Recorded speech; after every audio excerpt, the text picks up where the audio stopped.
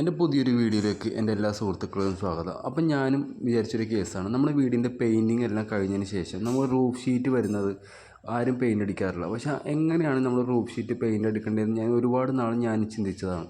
അപ്പോൾ അങ്ങനെ ഞാനൊരു മെറ്റീരിയൽ നിങ്ങളുടെ മുന്നിലേക്ക് ഇന്ന് പരിചയപ്പെടുത്തുന്നത്. കാര്യം ഞാൻ ചെയ്തതിന് ശേഷം എനിക്ക് ഒരുപാട് ഇഷ്ടപ്പെട്ടു.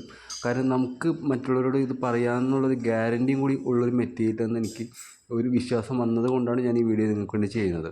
സാധാരണയായിട്ട് നമ്മുടെ റൂഫ് ഷീറ്റിൻ്റെ മുകളിൽ കമ്പനി കോട്ടിങ് പെയിൻറ്റിങ്ങിൻ്റെ കാലാവധി കഴിഞ്ഞ് നമ്മൾ നെക്സ്റ്റ് പെയിൻറ്റ് ചെയ്യുമ്പോൾ അത് നിങ്ങൾ ടിന്നർ ബേസിൽ വരുന്ന ഏത് രീതിയിലുള്ള മെറ്റീരിയൽ എടുത്താലും വളരെയധികം കോസ്റ്റ് കൂടുതലായിരിക്കും.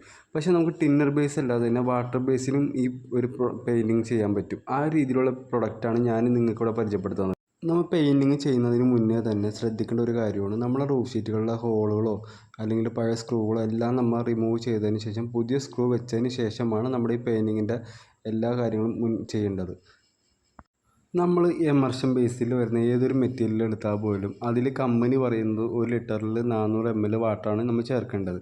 പക്ഷേ ഞാൻ മിക്കയിടങ്ങളിലും കണ്ടിട്ടുണ്ട് ഇതുപോലെ തന്നെ 1 ലിറ്ററിന് ഒരു 1/2 ലിറ്റർ വെള്ളം ചേർക്കുക, അതിനേക്കാളും കൂടുതൽ ചേർക്കുക, പിന്നെ നോർമലായിട്ട് രണ്ടാമത്തെ ഒരു കോട്ടിൽ അടിച്ചാൽ മതി ചിന്തപ്പാടായിരിക്കും. പക്ഷേ നമ്മൾ കറക്റ്റ് ഒരു മിക്സിങ് അല്ല എന്നുണ്ടെങ്കിൽ അതിൻ്റെ ലൈഫ് വളരെയധികം കുറവാണ്.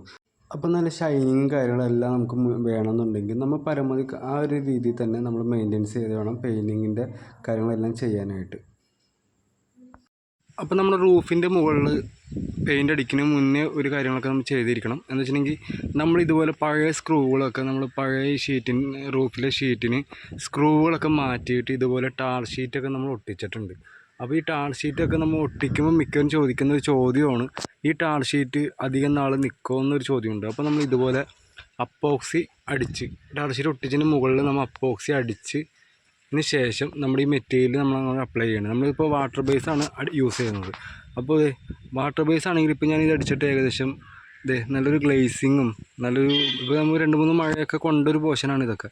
അപ്പോൾ നമ്മൾ ഈ ഒരു മെറ്റീരിയൽ എത്ര ദിവസം വേണമെങ്കിൽ നമുക്കിങ്ങനെ ചെയ്ത് നല്ലൊരു ഷൈനിങ് ആയിട്ട് നിന്നോളും.